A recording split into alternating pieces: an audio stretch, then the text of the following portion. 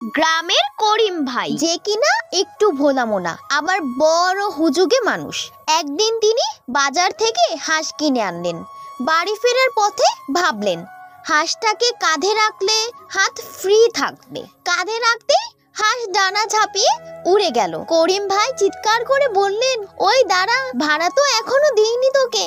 এতেই দোষ নয়। পরদিন তিনি বাজারে গিয়ে ডিম কিনে কাপড়ের থলেতে রাখলেন। হাঁটতে হাঁটতে থলে দোলাতে দোলাতে বলছে, বাহ, আমার হাঁস একদিনেই ডিম পাড়তে শুরু করেছে। পাশের লোকজন হাসতে হাসতে মাটিতে বসে গেল।